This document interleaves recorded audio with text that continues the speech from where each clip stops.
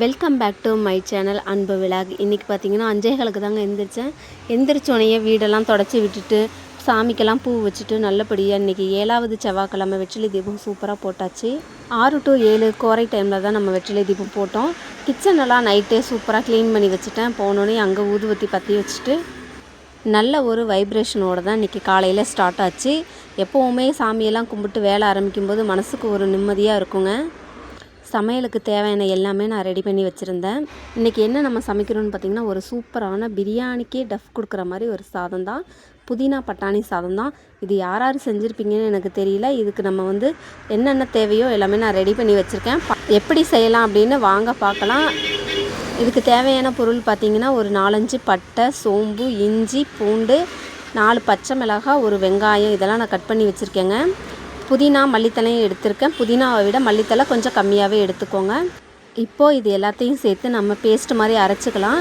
ரொம்பவே பேஸ்ட்டாக அரைக்காமல் கொஞ்சம் கொரப்பாக இருக்க மாதிரி அரைச்சிக்கோங்க. இப்போ வாங்க நம்ம அரைச்சி எடுத்துக்கலாம். இது கொஞ்சம் தண்ணி விட்டு அரைச்சிக்கோங்க, அப்போ தான் கொஞ்சம் நல்லாயிருக்கும்.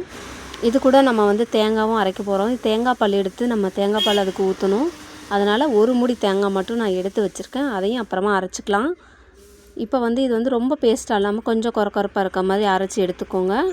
நான் காமிக்கிற இந்த அளவில் அரைச்சி எடுத்துக்கோங்க, அப்போ உங்களுக்கு கரெக்டாக இருக்கும். இப்போ நம்ம சாப்பாடு தாளிக்கலாம் வாங்க.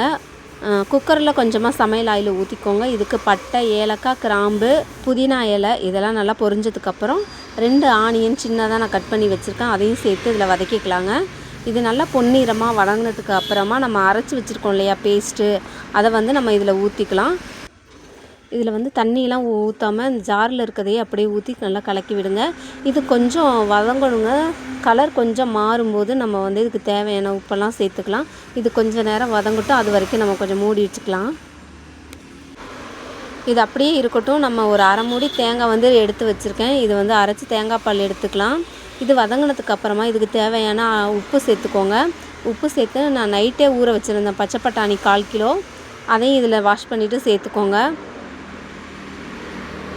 பச்சை பட்டாணி சேர்த்ததுக்கப்புறமா இதுக்கு நம்ம தேங்காய் பால் தான் சேர்க்க போகிறோம். தேங்காய் பால் சேர்த்துக்கலாம். நான் 1 கப்பு அரிசிக்கு 2 கப்பு தண்ணி அந்த மாதிரி நம்ம சேர்த்துக்கணும். நான் அரிசி ஏற்கனவே ஊற வச்சுருந்தேன், அதனால் தண்ணி கம்மியாக தான் சேர்த்துருக்கேன்.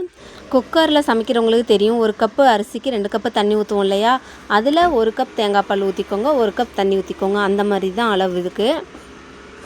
இந்த மாதிரி கொதிக்கிற ஸ்டேஜில் நெய் இருந்தால் நீங்கள் ஊற்றிக்கோங்க. என்கிட்ட நெய் இல்லாததுனால நான் அதை சேர்க்கலை.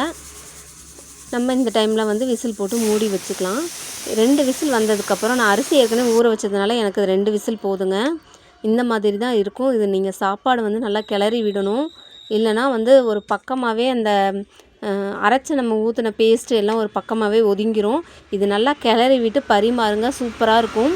இதுக்கு உருளைக்கிழங்கு கிரேவிலாம் ரொம்ப அல்டிமேட்டாக இருக்கும்.